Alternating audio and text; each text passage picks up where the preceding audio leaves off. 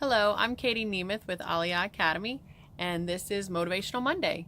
It's January 7th, and it's actually my anniversary today, so I wanted to say happy anniversary to my wonderful husband, Ray, of 24 years. And we have homeschooled our 7 children. They are ages 22 down to a 5-year-old.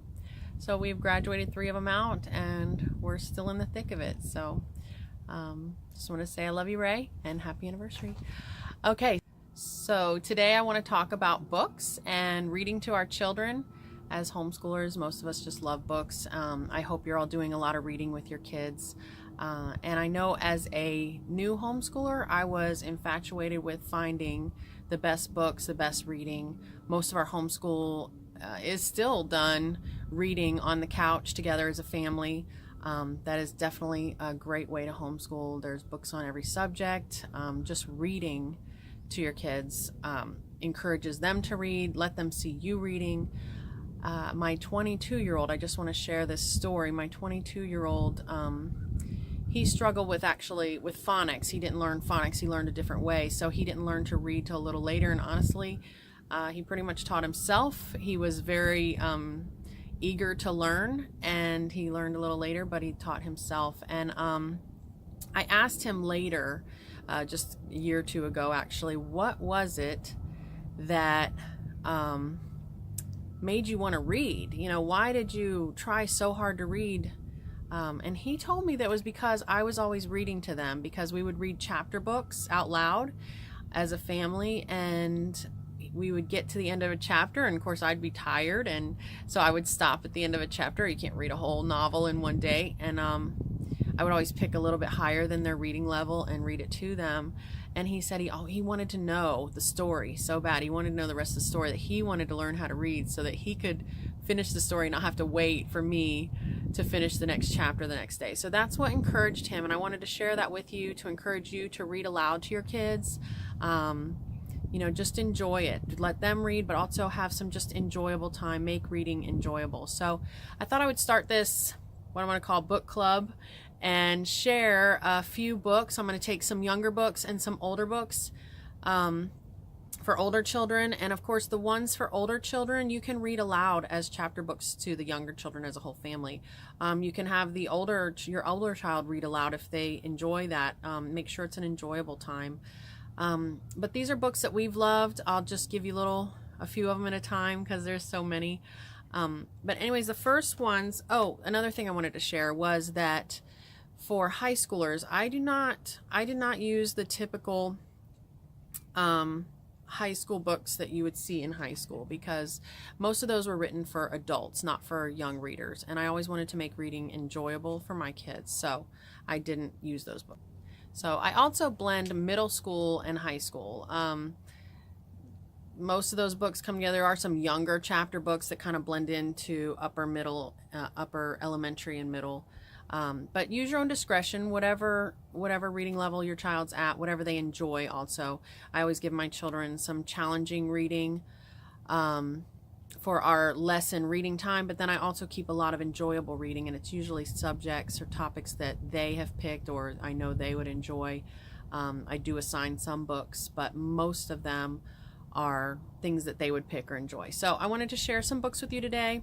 The younger ones I have picked today is Robert McCloskey. I have 2 of his books. They were written in the 1940s. And I just love the illustrations. Are very captivating. It's very wholesome. This one's Make Way for Duckling. Classics you may have heard of already. If you haven't, these are some, now you've heard of them.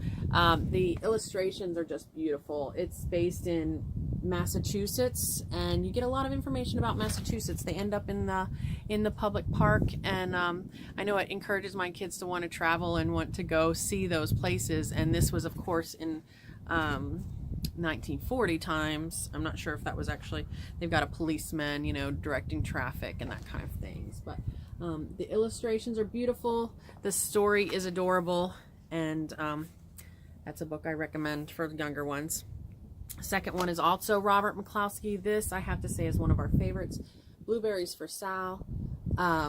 Again, the illustrations are gorgeous, and it's old-timey. So here she is canning in the kitchen with her son. or daughter. Actually, you can't tell, and Sal is a neutral name, so we never could figure out if that was a boy or girl, but it's you could make it whatever you want.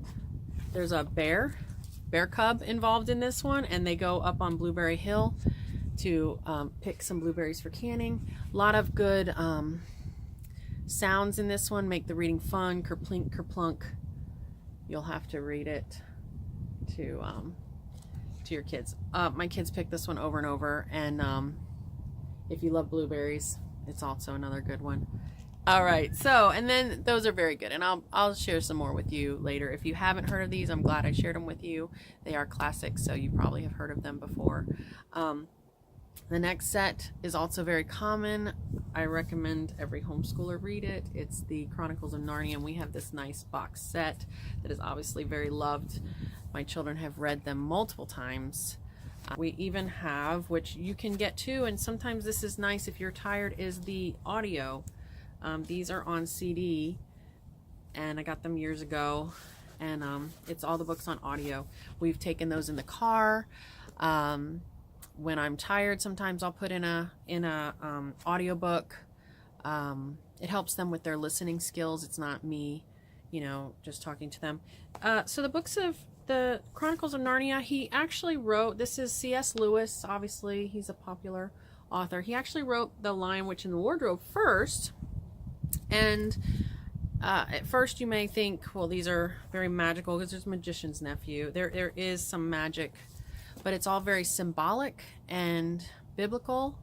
That was at least the author's intention, and you can use that in your discussion. So it actually does bring up a lot of character discussions, biblical discussions, inferencing. What is the author trying to portray to the reader in these books? So all of them are very good, and they're pretty different. There's different characters in them, but the main characters are the 4 siblings from The Lion, Witch, and the Wardrobe. Somehow it revolves around them. So anyways, I hope you enjoy these books, and I hope you have a great week, and happy homeschooling.